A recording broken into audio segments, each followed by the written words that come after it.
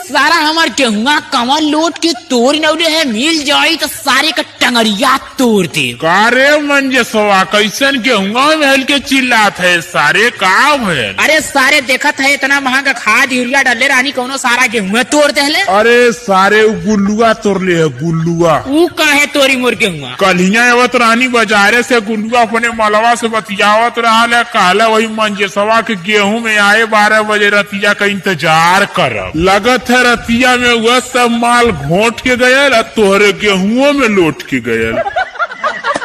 अरे गुल्लुआ, अरे सुमितवा, आवाज सारे आज कित कित्ता खेलल जाए। कैसन हो मंजेश भैया, हमने के संगे कित कित्ता खेले जात, तू है तो मर्दवा राहरी जुट्टा में मलवा के संगे खेले के चाहिए। अरे सारे खेलबे कि ना ई बताओ। हाँ भैया खेले थे, चला टाँस उड़ावा। सारा टाँस हम उड़ाई, हम देना सारे की उड़ावे। हाँ दोनों ओर चिक कर सरौई कमन स्टाइल है, थुक टाँस उड़ाईबा। अरे मर्दवा मलवा के संगे खेलता तो मजो होवत, हमने के संगे का टाइम पास करत हवा। बाक सारे अपने नसीब में ना मलवा के संगे खेले खातिर। अरे मर्दवा काहे ऐसे कहत हवा, तोहर मलवा धोखा उखा दे देले का हो? नहीं बे, ऐसा कोनो बात ना है। अरे सारे हम बतावत है करे बारे में। हले सुन, पहले की ता हमर भाऊजाई हो गई, दूसरे की दो लइका के माई हो गई। काहे ना, सही बात ना मंजी भैया? अरे सारे कुल बतावल जरूरी है, जब को जवान बोले ले तो हो मलवा सारे पत्ता कटवा दी।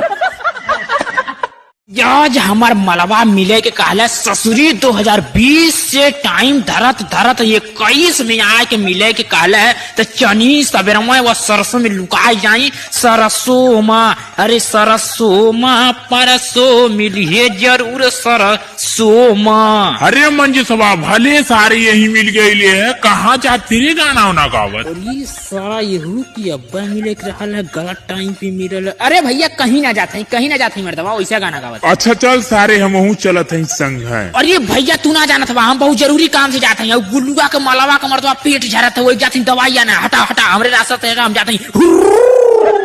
करे सारे है मंजेश राजा के कोचिंग क्लास में आज कौनो लवंडा ना आईने, सारे कौने राहरी जुट्टा में सुतल हमें कुल। मास्टर साहब राहरी जुट्टा में ना सुतल में, हॉस्पिटले में सुतल में, सारे कुल हॉस्पिटले में। कौनो से लड़ाई हो गई लाल कारी? लड़ाई ना भाई लाली, उन्होंने को मलवा 12 बजे रतिया का फोन करके बोलौले रही मिले खातिर, घरा गल लाने कुल पकड़ के कुल बड़ी मार मारने, उन्होंने घरा वाले हॉस्पिटले में भर्ती हमें कुल मिला। यही नाते सरऊ लोगन समझाइला बुलाती है मगर जाने का नहीं।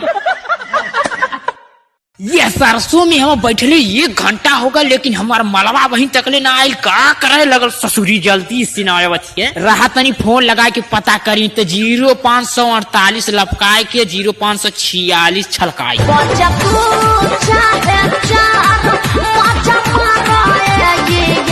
हेलो, अरे कहाँ है ये, जल्दी आओ। आवत है हो, 10 मिनट और रुका। अरे सारा सरसोईया में कौन बतियावत तनी देखी तो रहो। अरे सारा ही तो मंजेसवा है, करी सारी है सरसोईया में बैठ के का करते रे?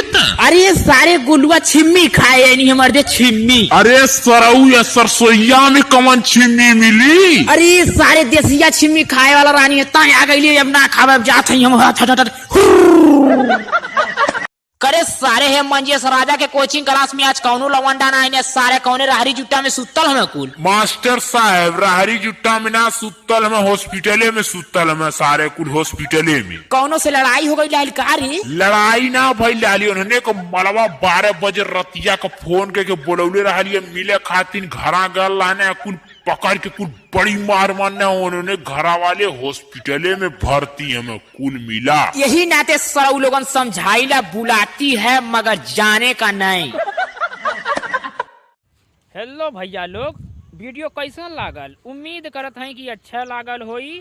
आप लोगों से जुड़े खातिर यूट्यूब चैनल बनौले हैं, एकरा नाम है मंजेश राजा इंटरटेनमेंट। तो भैया चैनलवा के सब्सक्राइब करा और बेल आइकन का घंटिया जरूर दबावा। अब वीडियो अच्छा लगल होई ना तो लाइक मार दो, लाइक। खूब चबा में तब मुलाकात हुई भैया, अब मिलत है तब तक अगला वीडियो में।